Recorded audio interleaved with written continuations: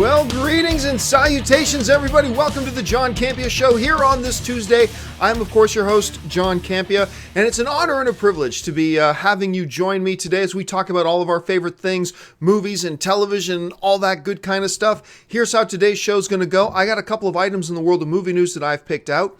After that, I'm going to go to the main part of the show, which is taking the topics and questions that you guys have sent in to me. Now, how do you get a topic or a question on the John Campea Show? It's pretty simple. You just email me anytime at john@thejohncampeashow.com. That's john@thejohncampeashow.com. And this is important, guys. Make sure you put the word topic in the subject line. Put the word topic in the subject line, or else I'm not going to see it. And also make sure, as always, keep your emails to 90 words or less. If it's much longer than that, I can't read it, and I wouldn't be able to fit it on the screen anyway.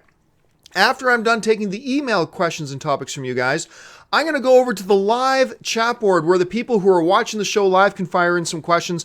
And here's where you fire in your questions if you're watching live.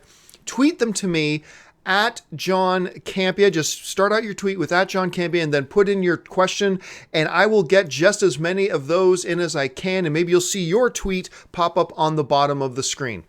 Okay, with all of that out of the way, let's get started. And the first thing is this. One of the movies I'm really looking forward to from the upcoming MCU slate, at any rate, is the new Ant-Man and the Wasp. And they just put out some initial pictures from the set. And of course, here we see Evangeline Lilly, we see Paul Rudd, we see Ant-Man in the Wasp in their costumes together. This is not a frame from the movie. This is actually just a picture on set. These are these guys hanging around on set together. This is clearly the same outfit, or at least inspired by the same outfit that we saw at the end of the first Ant-Man. And I'm really excited about this movie, mostly because, look, like a lot of people, when they first announced Ant-Man, I was like, really? You're going to do an Ant-Man movie? People are not going to be interested in that, and I don't see where you go with it. And then they announced that it was going to be Paul Rudd. Remember, it came down to two actors for the role of Ant-Man. It came down to Paul Rudd, and how many of you guys remember, go over the chat board, how many of you guys remember who the other actor came down to? It was Paul Rudd and Joseph Gordon-Levitt. Joseph Gordon-Levitt was the other guy I came down to. And so there was this big debate started going on. Joseph Gordon-Levitt's a better actor. A bunch of people say maybe he's a better actor, but Paul Rudd's a better comedic performer, and maybe it'll be a better balance for Ant-Man. Yeah, but Joseph Gordon-Levitt also knows comedy. And it went back and forth and back and forth. And I kind of lean towards Paul Rudd. I think Paul Rudd has very quietly gone on to amass one of the most impressive movie resumes. I mean, you look at the list of movies this guy's been in, and it's just, you never think of him really, but he's just very quietly gone on to like amass like Hall of Fame kind of numbers, really, if you were putting it into sports terminology. And anyway, the role went to Paul Rudd, and a lot of people are like, I don't know if this is going to work, and understandably, I still didn't know if the whole concept of an Ant-Man movie would work. And then the movie came out, and it's just unbelievably good. Just so good, so entertaining. And I just loved the film. It was a great, legit comic book heist movie, which I loved. Michael Pena just destroyed it in that role. He was amazing. Paul Rudd was great. The great Michael Douglas was great. I even like Yellow Jacket. Again, not a memorable villain at all, which seems to be the common blight of the MC movie. Never really given us like some seriously memorable villains, or at least very rarely giving us seriously memorable villains. But Yellow Jacket served his function in the movie, so that was fine. It's not like he was a bad villain. So now we've got this Ant-Man and the Wasp thing coming up. Now, there's still a lot of speculation about where this movie's going to go as far as direction. And honestly, these production photos don't give us much of a hint. I mean, if this production photo that we're looking at here was in, Red Square, or it was taken in Moscow or in China, or it looked like it was in like King Arthur's court and time travel. Oh no, there's going to be a lot of time travel. And some people suspect there might be some time travel going on in this movie. I don't know that that's the case or not. But the production photos don't really give us a lot of insight as to what's going on. We just know there they are. They're in the outfits. They're going to be fighting together. And that's great. And look, my excitement for this movie is completely based on my enjoyment of the first. So I haven't seen much from this movie other than these production photos, other than those like art shots that they put out. Nothing of that stuff is getting me excited. Even this picture isn't getting me excited. What has me excited is the quality of the first. And just seeing this picture, it's exciting to see that everything's in motion. I can't wait to see this movie. What did you guys think about the original Ant-Man? Jump down to the comment section below and leave me your thoughts. All right, this next story is pretty interesting. As we all know, Netflix is in the habit now of producing their own original movies. Well, remember, the big one that made a splash for them was Beasts of No Nation with Idris Elba. And a lot of people thought Idris Elba might have been able to get an Academy Award nomination for that. He didn't, but it's a powerful, strong movie. Now, of course, Netflix is also in the habit of putting out some very terrible movies. Anything with, what's his name? Kevin James. Anything with Kevin James on Netflix has been terrible. Not that I don't like Kevin James. I do like Kevin James, but everything Kevin James has put out on Netflix has been terrible. Anything that Adam Sandler has put out on Netflix has been terrible. Even that Brad Pitt movie, that Army movie, I can't even remember the name of it at this point. That's how forgettable it was. That was terrible. Now they did Oakja, which was good. Beast of Donation, which is good. At any rate, they made a splash yesterday when the head of Netflix Entertainment said that they are aiming to put out not 5 original movies in 2018, not 10, not 20, not 30, but they said the number 80. 80 original films in November. That is ambitious. It doesn't matter if they were all bags of crap either. That's ambitious. I mean, the biggest movie studio doesn't even try to crank out that many movies in a year. 80 movies. That's like 1.3 movie. No, that's like 1.5, 1.6. That's like 1.6 movies every week they're trying to put out. Now, on the one hand, that's very cool. I mean, that sounds amazing. Like Netflix is going to try to get that many movies going. And I'm sure a lot of those movies are going to be movies that other production companies are making and don't have a distributor. Netflix says, we'll make that a Netflix original. And they go, okay, and they finish their movie. But one of the things it does tell me, here's my one fear about this thing about Netflix wanting to put out 80 films. My big fear is this, is that they're going to flood Netflix with total garbage movies. And when you put out that many movies, even if it's on your, premium streaming channel, when you put out that many movies, the odds are a lot of them are going to be garbage. And let's face it, despite the fact that Netflix has a couple of really good shiny diamonds, they've also put out a heap load of garbage when it comes to their original movies.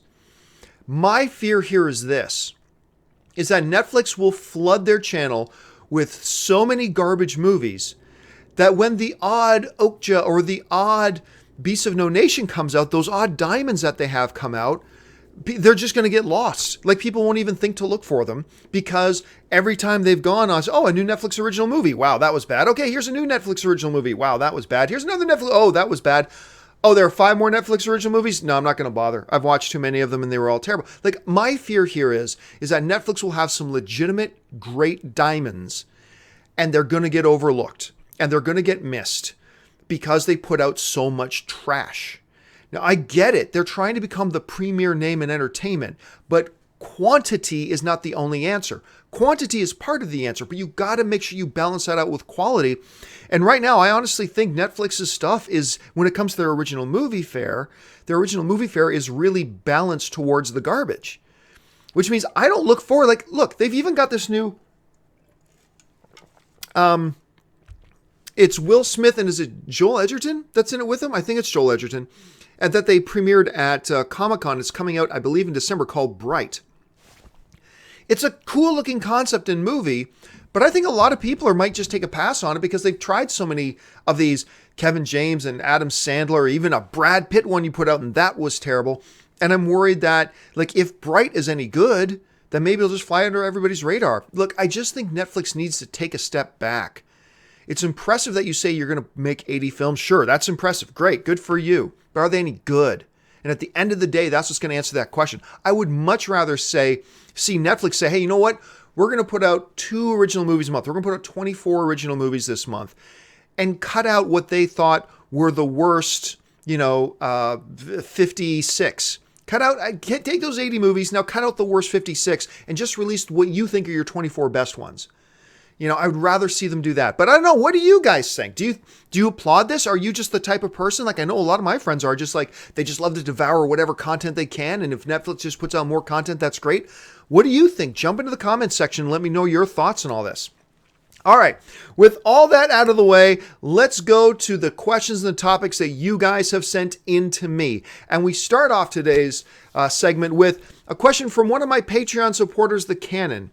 And The Canon writes, I think Marvel just made a marketing mistake by dropping the new Black Panther trailer this morning. This, obviously, he sent this in yesterday.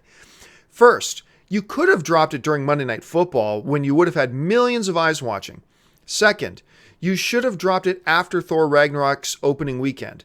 Leave all the positive buzz and anticipation for Thor alone and then get the hype train started for Black Panther. Your thoughts? Well, I first of all, thank you so much, Cannon, for, number one, being a Patreon supporter. And let me take this opportunity to do my daily little commercial break and my shameless plug for my Patreon. Now, as many of you guys know, I no longer work for the corporate overlords. I don't do any of this for corporations. I do this completely on my own, which means I need to dedicate my full time to it to make these videos for you guys. And the reason that's even possible is the people, my viewers, who have decided to become Patreon supporters. What does being a Patreon supporter of mine mean? Simple. Go over to patreon.com/John Campea. All the information is there about what it means to be a Patreon supporter, why being a Patreon supporter makes this channel possible, and the benefits there are of being a Patreon supporter. Maybe after reading all that, you'll decide to be one of my Patreon supporters too, which would be awesome. But if not, that's totally fine too. I'm just glad you're here participating with us in this forum. All right, now with that out of the way, let's get back to the question. So yesterday, Marvel and the MCU surprised all of us. Like, I did not hear a word about a Black Panther trailer dropping. Not a thing. I just woke up. First thing I do when I wake up, I reach over to my nightstand, grab my tablet, open it up to my news feeds, and I'm like, oh, okay, so what's in the news today? Black Panther trailer. I'm like, what? I heard nothing about this. So I jump up, watch it. Fantastic trailer. Fantastic. I think it's far better than the last trailer they put out. And I really like the last trailer. Trailer was killer. I love the trailer. Anyway, and everybody online seems to be buzzing about the Black Panther trailer. The question Canada's raising was, okay, it's a great trailer. We're not discussing whether it's a good trailer or not. The question is, was it a mistake to release that trailer now? Thor Ragnarok is just opening in a couple of weeks. Is now the time to be drawing attention to a different movie, even if it's all in the MCU? You know, could you put it out during Monday Night Football? Could have you done this? Could have you done that? Well, there's a couple things to keep in mind here. First of all, and this is unlikely, but it's a possibility. We live in an age right now where trailers and footage and clips get leaked. I mean, that's just the day and age. Remember, that Age of Ultron trailer got leaked online. And it forced Marvel to kind of release the official version of the trailer sooner than they were planning. Because remember, they were going to release their Ultron trailer with their pathetic Agents of S.H.I.E.L.D. show. I know some of you like Agents of S.H.I.E.L.D., but I don't think it's very good. Anyway, so they were going to release their Age of Ultron, their Avengers Ultron trailer with that show on Agents of S.H.I.E.L.D. to try to drive some new eyeballs to Agents of S.H.I.E.L.D. However, somebody got their hands on the trailer, they leaked it, and Marvel had to release the trailer online prior to the Agents of S.H.I.E.L.D. show when they were originally going to do it. It's totally possible here that, hey, maybe Marvel found out there was a security breach. Maybe Marvel thought they heard that, hey, you know what, somebody might have gotten their hands on the trailer. And Marvel just went, you know what, okay, well, we were going to save this trailer and release it in 3 weeks, but just in case somebody got their hands on it, let's just release it now so we're in control of the narrative. If that's what happened, and I have no evidence that that's what happened, I'm just talking about a theoretical scenario here. But if that's what happened, Marvel has already proved that they're smart in the sense they'll get ahead of it. So, and maybe that's why they dropped it now. Or maybe they're just so confident in the buzz that Thor Ragnarok is getting. Maybe they're just so confident in that they thought, you know what? We can get the machine going for Black Panther now. We can get that movie going now. It's coming out in 4 months. Let's drop the trailer now and do it. As far as Monday Night Football, I think that would have been a mistake. It's one thing for Star Wars to drop a trailer during Monday Night Football. And remember, Monday Night Football is the #1 rated show on television, okay? That means it's the most expensive airtime. So you don't just go dropping millions and millions and millions of dollars for one TV spot unless you think it's going to have an impact. I think there's a high percentage of football fans that are Star Wars fans. I don't know if there's a high percentage of football fans. I'm a football fan and a comic book movie fan, but I don't know if there's a lot of me out there. You know what I'm saying? I don't know that there's a whole lot of football fans that are also comic book movie fans. So I don't know if dropping a Black Panther trailer during Monday Night Football would have been the wisest use of their money. That might have just been throwing money away. So I'm not sure that would have been the right move. But even I admit, like, I think my thought process was they're going to wait till after Thor Ragnarok, or at least release the trailer with Thor Ragnarok and let Thor Ragnarok hit the trailer, hit theaters, put all your marketing push behind Thor Ragnarok. And then once Thor Ragnarok's been in theater for a week or two, then you release the Black Panther trailer. They decided to do it now. But look, did they screw it up? Did they make a mistake? Well, you can only say it's a mistake if it actually did any damage. If there's no damage, no harm, no foul, right? And really, what damage was done by putting out a Black Panther trailer now? Like, yeah, if I had been in charge of the marketing at Marvel, I would have waited until after Thor, sure. But they dropped it yesterday. Did it do any damage?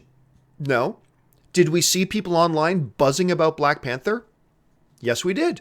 Did we hear people complaining about the Black Panther trailer? Well, you were going to hear some people complain about it, but they were the minority, so no, not really. So was it a mistake? I don't think without consequences, without negative repercussions, I don't think you can call anything a mistake. So look, it got positive word of mouth going. People are buzzing about it. People are talking about it. And I didn't hear anybody say, well, now I'm going to skip Thor and just wait to see Black Panther. Like, nobody did that. So without negative repercussions, I don't know that we can call it a mistake. Just my thought. What do you guys think? Did Marvel screw up by releasing that Black Panther trailer now? Jump down to the comment section. Maybe you think they did. Let me know your thoughts. I can have my mind changed. All right, let's move on now to the next question. And the next question today comes to us from Charlie Zicari, who writes, wow, a lot of people want to talk about Blade Runner 2049. Congrats. Quick question. Do you think the marketing team behind Blade Runner 2049 alienated their audiences as a byproduct of their fear that the material would go over their heads of many audiences, relying on visuals and face recognition to do the ticket selling? Well, we've been talking for a couple of days about the struggles that Blade Runner 2049 has had. I'm in the minority here. I don't think Blade Runner 2049 is a top 5 movie of the year. I do like it. I think it's a very good movie. I put it in my top 10 right now. It's a very good film, but that's one thing all of us will agree on. It's a very good film. So why is it struggling? And I put up a video the other day. I talked about it, I think on yesterday's show, called The Real Reason Blade Runner 2049 is Failing at the Box Office. And basically my premise is, I encourage you to go check out that video, but my premise is this, was that you did an entire marketing campaign without ever telling the audience what the movie was about. You expected the audience just to blindly take your word for it. Come see this movie. What's the movie about? We're not going to tell you. Just come find out. So you just want me to give you, $15 for a movie ticket and just trust you. Yeah. And that doesn't go. That doesn't work. Now, the question that he's raising here is, do we think maybe they did that because they thought that the premise of the movie would go over people's heads? No. Look, Blade Runner 2049 is a visually magnificent, tries to be, at least at any rate, a philosophical premise and all that kind of stuff. But let's face it, when it comes down to it, Blade Runner is about this.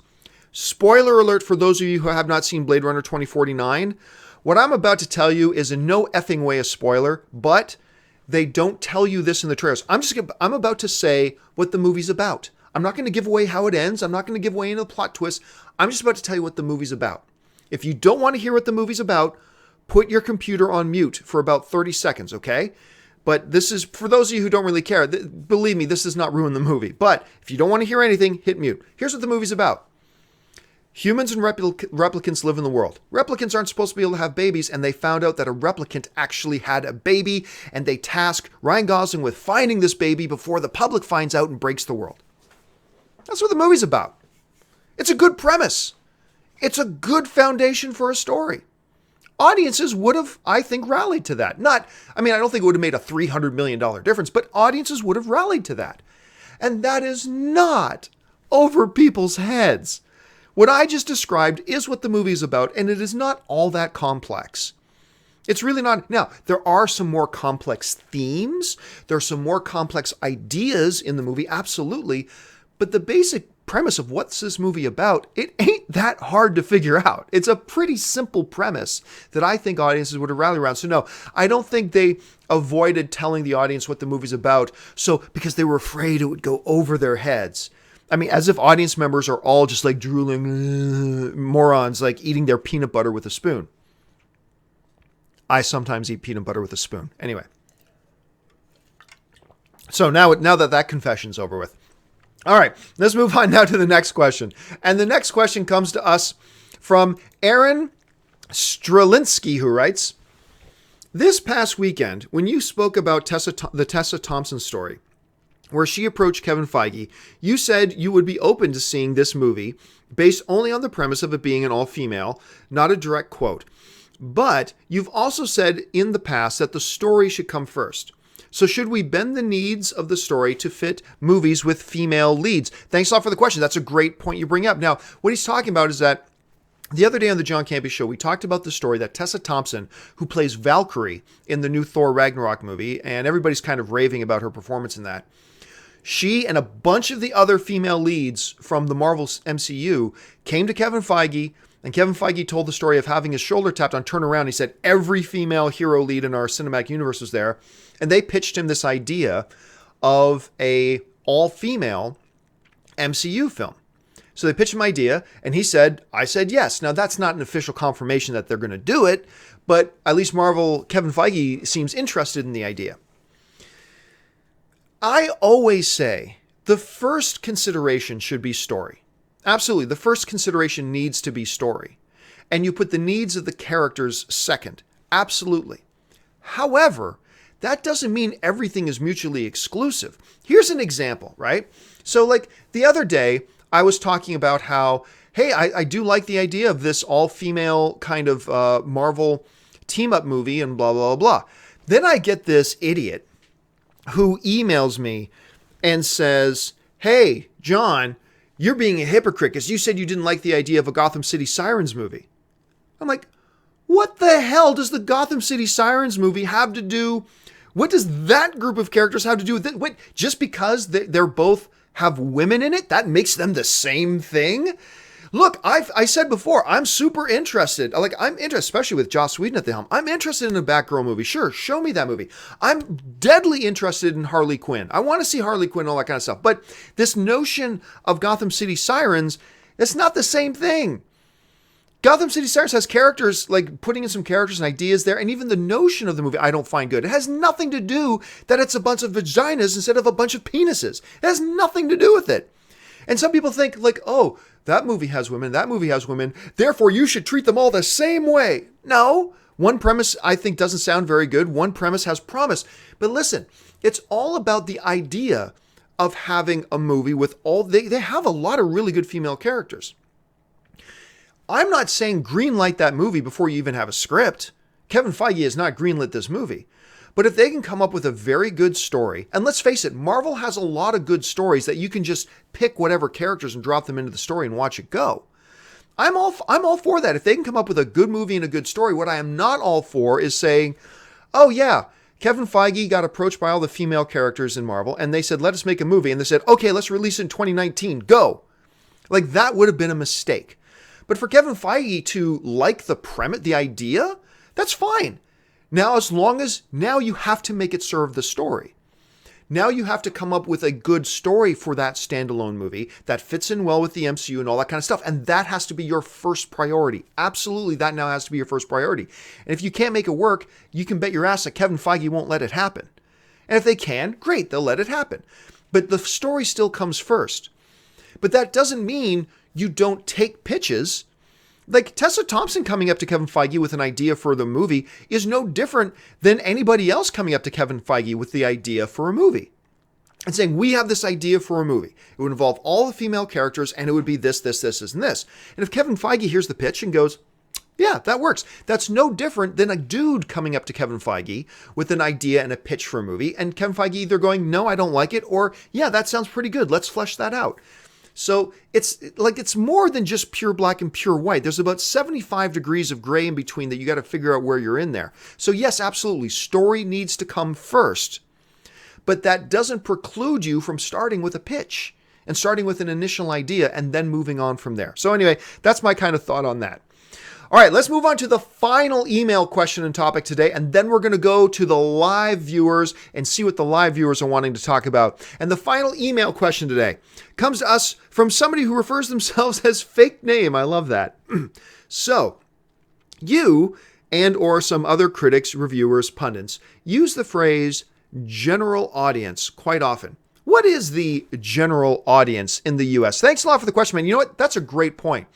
I often throw around the term the general movie-going audience, but I throw it around with ever specifying what I mean by that. So that's my bad. You're right. That's a great question to ask because I quite often say, it's one thing for me to like it, but it's different for the general audience. What is the general audience? When I say the general movie-going audience, what am I talking about? This is what I'm talking about. Anybody who isn't watching this show. Now, there are people like you and me that we're really hardcore fine-tuned into the movie world. We read the movie websites. We maybe even subscribe to some movie magazines. We jump online the first moment we hear about a new trailer. We watch shows like the John Campea Show or others. We tune into this type of stuff. We are plugged into this world. We visit the chat forums that talk about our favorite DC or MCU movies. We tune in and talk we are in that sphere. That's us. We're the hardcore. What we need to recognize on what we often forget is that we represent a small percentage of the whole movie-going audience. There's us, and then there's everybody else in the world who goes to the movies, but they don't watch the John Campea Show. They don't read comingsoon.net. They don't subscribe to Empire Magazine. They don't visit the movies forums on Reddit. They're not plugged in that way, but they're just average people who, like everybody else, likes to go to the movies now and again. Those people are the majority. They represent 90% plus of the movie-going audience. They are the general movie-going audience. Now, what happens is, we live in our sphere of our hardcore movie fandom on the chat boards and reading the websites and watching the shows. And we can sometimes think that just because we're talking about it in these circles, that means everybody thinks this way. And that's not the case. It's not the case. So when I refer to the general movie-going audience, what I mean is everybody who doesn't kind of travel in the same circles that obviously we do. We read the chat forums. We read the websites. We watch the YouTube shows on movies. Most of the people don't, and they represent the general audience. And when I'm often talking about this type of topic, I'm saying that movie marketers can't just target movies at us because we're the minority. They need to target the movies and make sure they get the general movie-going audience on board, whether that works with us or not sometimes. And sometimes a movie comes out that can appeal to both. That's great. And sometimes it can't. So anyway, that's what I mean when I say the general movie-going audience.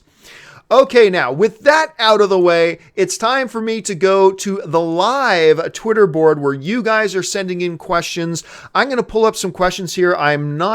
Maybe I should be, but I am not actually screening these.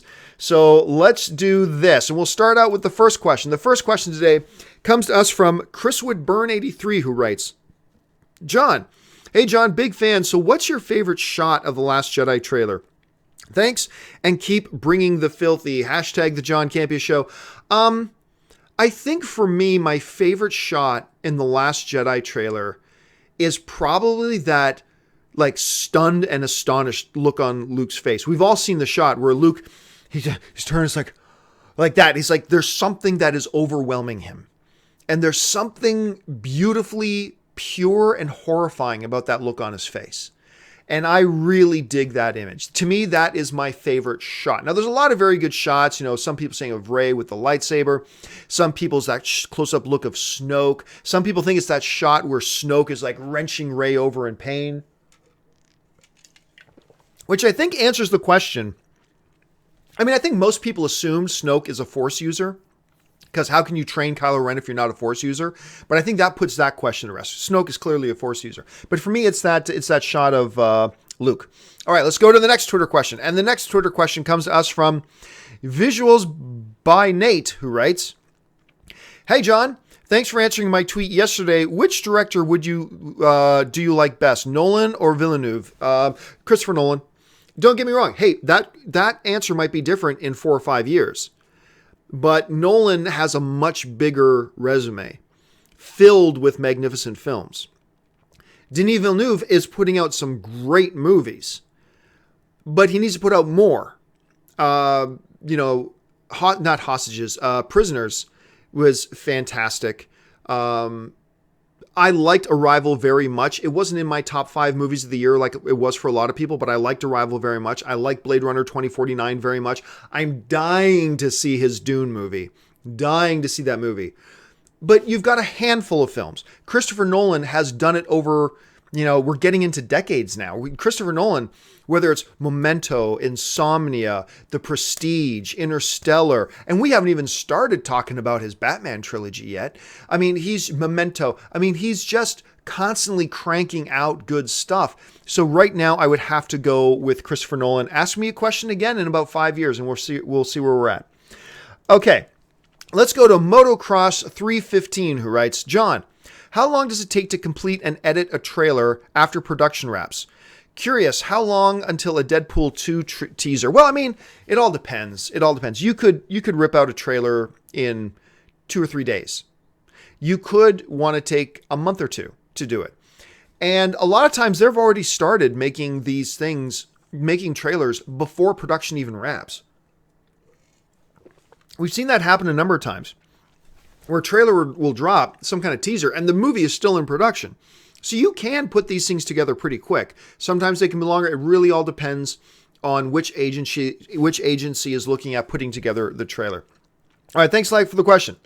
Let's see. Next question comes to us from Swagon2, who writes, John, also, Rey's outfits are different there and the Snoke shoot from just before. I'm not quite sure what it is. Maybe that was a continuation of a tweet you sent in earlier, but I didn't get that. So sorry about that. I'm going to have to move on. Remember, I'm not screening these in advance. I'm doing this live all by myself. All right. The next question comes to us from Shay Master, who writes, John, do you think Star Wars will ever put a non-human lead in one of their movies? It's funny. I believe me and Harloff had a discussion about that once. And I think we both came down on the same area. No, I don't think they will. I don't think they will because human characters are characters, obviously, because we're human, are the ones that audience members can attach to more and relate to more.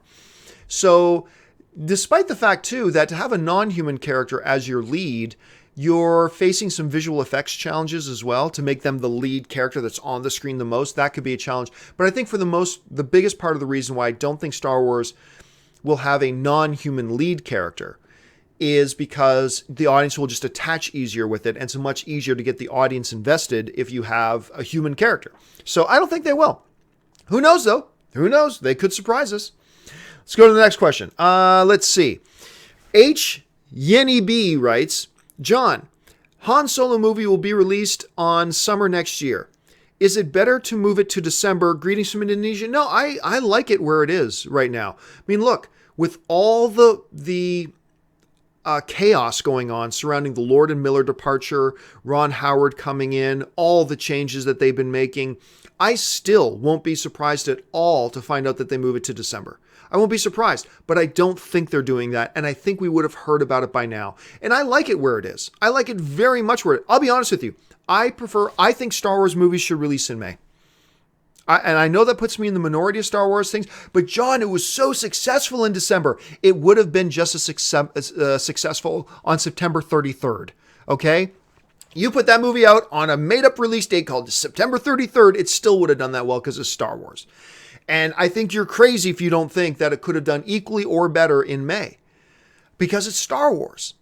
So, I mean, it's fine. Look, I have no problem with it being in December. It's becoming a nice Christmas tradition now that a new Star Wars movie comes out in December. That's actually pretty nice. I like that. But if I had my dithers, I would have left it in May, and I hope Han Solo stays where it is right now. Let's see. Next one comes to us from Montana 316. John, thoughts on Castle Rock show possibilities from source material? No idea. No idea what we're talking about. So sorry about that. Moving on. Markel writes, John, thoughts on Battlefront 2, and do you plan on getting it? If not, what upcoming games are you getting? I am going to give Battlefront 2 a try because I'm hearing it's much better than the first one. I was so disappointed with the first Battlefront because that was the best marketing campaign for a video game of all time. There's never been a better marketing campaign for a video game than that first Battlefront. I mean, they put out commercials and trailers for that game that literally had tears in my eyes. That were so beautiful. Remember those things? Follow those two guys who've been best friends since they were little, and Star Wars was always the main part of their friendship. And then it's modern day, and the guy's in his office working, and his buddy comes up in an X-Wing fighter outside of his office window. Chills! Total chills! And then the game sucked. I know some of you like the game. That's awesome. I'm glad you enjoyed it. For me, it was terrible. But I'm hearing great things about Battlefront 2, so I will be giving that a shot. Okay, Mr. Yazman300 writes, John, what movie made you fall asleep in theaters? You know what? I don't think I've ever fallen asleep in a theater. I'm just too invested, I guess. Okay, let's see. G. Travis Roy 17 writes, John, would you be interested in a District 13 Origins Hunger Games spin-off movie? No. Don't get me wrong. I don't necessarily think it's a bad idea. I think there would be people that would be interested in that. I'm just saying, if you're asking me, does it instantly jump out to me? Doesn't jump out to me instantly. Okay, next question comes to us from Chudy, who writes, John, is Joss Whedon finished filming, editing Justice League, or is he still working on it? If so, how can Elfman say he's done with the score? No, they're still putting finishing touches on it, but the music's all done. The music's all done, and now they're going to finish and drop that stuff in there. Believe me when I tell, like, Joss Whedon was also working on Ultron, or was it, no, the first Avengers. Was it First Avengers or Ultron? I can't remember now. But at any rate, I remember I sat down with Joss Whedon, and it was like 3 days before the movie opened. And right now, I cannot remember who was the first Avengers movie or the second one, but whatever. I'm sitting down with Joss Whedon 3 days before the movie opens, right? And he just looked like this. He was just exhausted and tired. You know what? It was Ultron. He was just exhausted and tired and all that kind of stuff. I said, long night. He goes, I literally finished the movie last night. I'm like, what? Now, the music had been done forever ago. So he would just take the music pieces they had and make them fit, whatever. But he just put his final finishing touches on the movie like 3 or 4 days before the movie opened. How that's even from a logistics point of view is possible, I don't even know. But I remember him telling me that story. So yeah, they're still putting final touches on. You bet. I believe Warner Brothers is so dedicated to making this movie the best it can possibly be. I don't think, even if they love what they've got right now, I don't think they're going to stop working on it. I do not think they're going to stop working on it until the last possible minute. I believe they are that obsessed and focused, and I mean that in the best possible way, of delivering the best possible movie they can. Now, all studios are, but Warner Brothers has a lot more riding on this, and I believe they're really committed. And I think Warner Brothers, knowing that a number of their fans were disappointed with some of the previous films they've put out, I think that really hurts them. And I think they're really committed to their fans. And I think they're going to work on this right up to the last second. I think they are just that obsessed with making it the best it can be. And we'll see how that turns out. All right. Next one comes up is from, let's see, Norco, who writes, seeing as we are close to Halloween, which Universal monster is your favorite? Probably always be Dracula. Dracula is probably my favorite. I love and I do love the classic monsters. I love the classic monster movies. All right, let's take just a couple more here before we call it a day. And this next one comes to us, if I can get it to pop up, there we go, comes to us from Heston Roberts, who writes, John, do you miss certain things about working for the corporate overlords, besides a routine paycheck? Gosh, are there things I miss about working for corporate overlords? Well, look, I am somebody who I have been very fortunate to work with some, as far as corporate overlords go, I've worked for some pretty good corporate overlords. For the most part, I loved my time at AMC. I'm still like I touch base now and again on Facebook with the guy who was my boss. You guys might remember his name was Justin Gardner. Who, by the way, for those of you who watched me for a long time, you might remember Justin Gardner, who was the guy that recruited me to AMC. And he was my boss for a long time. And I brought him on a couple of shows. So some of you may remember Justin Gardner. Let me know in the chat board if you remember him. Guess what? If you watch Saturday Night Live, let me back up. So a couple of years ago, Justin, who lived in Kansas, still lives there because that's where AMC head offices were. He was making one of his visits to LA. And one night he invites me out to dinner with him and his sister. And his sister's boyfriend at the time. And we went out to dinner, and his sister, her name's Heidi, was in Groundlings. And she was doing stuff with Groundlings. That's a big comedy troupe here in Los Angeles. And I really enjoyed my dinner with them. Really nice girl. And Justin just loves his sister, talks about her all the time. Well, guess who the newest cast member on Saturday Night Live is right now? Heidi Gardner is now, she's come like all the way up, and she just started 2 weeks ago. She is the newest regular cast member on Saturday Night Live. How did I get on that topic? Oh yeah, we were talking about the corporate overlords. But anyway, for those of you who remember Justin, his sister Heidi, if you see her on Saturday Night, that's her. That's Justin's sister. Anyway, which I'm thrilled for her. That's very exciting. I'm thrilled for Justin. I know Justin is just tickled pink about that because I follow him on social media. But besides the regular paycheck, and believe me, that's the best part. The best part about working for a corporate overlord in any industry, as opposed to doing it yourself, is the fact that other than, job uncertainty, that next week I'm going to get a paycheck. That's a great part of working for a corporate overlord. And that's how corporate overlords keep their control over you. But hey, that's part of life. And like I said, I work for some pretty good corporate overlords. The only thing I miss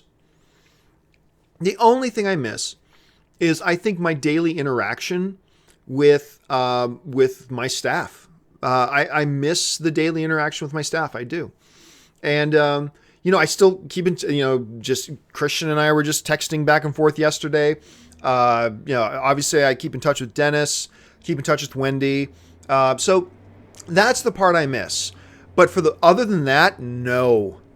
Other than that, and having other people try to tell me what types of programming and things, people when I know they have no idea what they're talking about, I do not miss working for corporate overlords. I miss the daily interaction with my staff, sure, but I do not miss working for corporate overlords. Even though I'm not bad-mouthing the corporate overlords I've worked for, because like I said, as far as corporate overlords go, I've worked for some pretty good ones.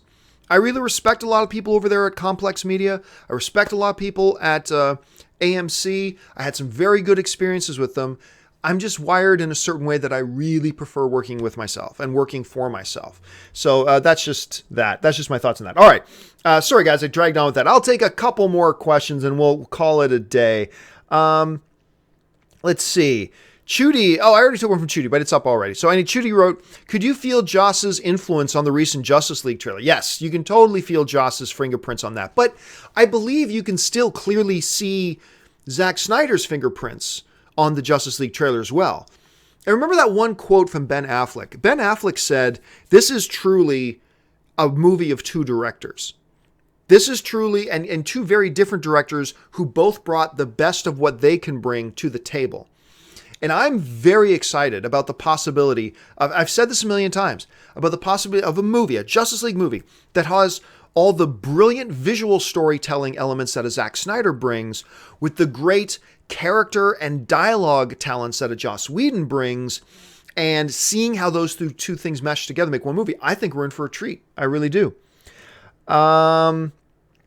Let's see. The next one comes to us from Firefly Phoenix 1, who writes, John, do you think there is more than a scruffy scoundrel to the character DJ in The Last Jedi?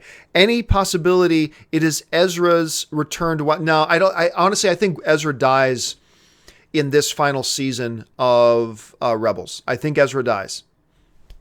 John, it's a kid show. They would never have a kid character die. Oh, yes, they would. Oh, yes, they would. Now, I'm not saying he's definitely going to die. I'm not saying that. But don't doubt for a second they would let the character die. And I believe it's a strong possibility. Okay, this one. Mr. Yasman 300 is writing, John, any plans to get the new... You damn right. Okay, any plans to get the new South Park game? It parodies the superhero genre. Yes, absolutely. Yes, yes, yes.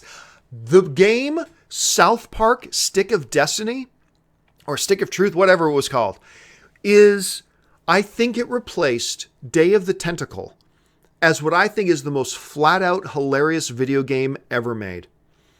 Me and Ann, I didn't play the game much because Ann would play the game, right? And I would just sit on the couch and watch her play the game and laugh my ass off. That game was so freaking hilarious.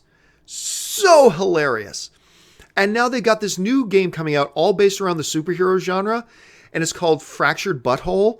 but it's different words. It's fractured, but, like B-U-T, separate word, whole. W-H-O-L-L, fractured but whole. Of course, it's meant to come across as fractured butthole. But anyway, and I remember they put out a teaser for this game a year ago. They put out the teaser. If you haven't seen it, jump on YouTube. Look for the trailer for the South Park game, the second South Park game. And it should have been up on YouTube for over a year now. Find it. It is absolutely hilarious. And it's all a play on the superhero genre. And it looks amazing. I cannot wait to buy this game, whether it's me playing it or just buying it for Ann so I can just sit back, have some ice cream, and just watch the game. It's just fantastic. I'm very, very, very excited for that game. All right, you know what? Last one. I'll take one more because it looks like it's about visual effects, and I have a background in visual effects. So RACX1 writes, John, there are thousands of VFX crew members on every big film. How does nothing leak from them? Because those crew members value their jobs and value their homes and value their freedom. And look, when you work in, and I have worked in this environment, when you're working in a position like that, you have to sign away so many NDAs, non-disclosure agreements. You sign your life away. I mean, it's basically, it's not this bad, but it's almost like, okay, by agreeing to work here, I agree that Digital Media One has the right to shoot me in the face with a bazooka if I ever breathe a word about this. Yeah, okay, sounds good to me. They're so tight on the security. And why would you do it? If you're a guy working in a visual effects industry, right, and you've got a job and you've got a mortgage now, and you got a family, right? Why would you leak something? You're not going to get money for it. If so, it's going to be a small amount of money. You'd be leaking something for no reason and putting your livelihood at risk. Because if you got busted for that, forget it. Not only are you fired for your job, no one else is going to hire you. No one else would ever hire you in the industry. You'd just be throwing your career away for what? So you could leak out a picture of what Snoke, I'm doing a visual effects where the Snoke thing, that's not his real face, that's a mask. I've got a visual effects shot. Why would you release that? What would you get? So you're putting your livelihood, your family, everything you have and everything you've built, you're putting that at risk just to leak a shot? It would make no sense. It would make no sense. That's why you never see leaks coming out of these companies. And you probably never will. Anyway, guys, that will do it for me for this installment of the John Campea Show. Today's show was fun. I love the questions you guys are sending in. Thank you so much for joining me. Listen, don't forget, once again, check out that Patreon page of mine, guys. Get all the information there and see if you want to become one of my members as well, one of my Patreon supporters as well. Make sure you click on the subscribe button. Make sure you subscribe to my YouTube channel. Follow all my stuff I put on every day. Don't forget, guys, you can follow me on social media, on Facebook and on Twitter. Simply follow me at John Campea. Make sure you're following me there. And hey, guess what? I get to go see Thor again tonight. I'm very excited. I get to go see Thor. And I'm in... You know what? I'm not going to tell you guys that yet. Maybe I'll tell it to you tomorrow or the day after, but for now, I'm going to hold that stuff. So thanks so much for joining me, guys. Having you guys here today has been great. I love having you guys are here. And I am, honestly, I can't say this enough, and this is not just lip service. I am so honored that you guys would spend a part of your day hanging out with me and all the other film fans in the chat board to talk movies. That's awesome. Thanks a lot, guys. My name's John Campea, and until the next video, bye-bye.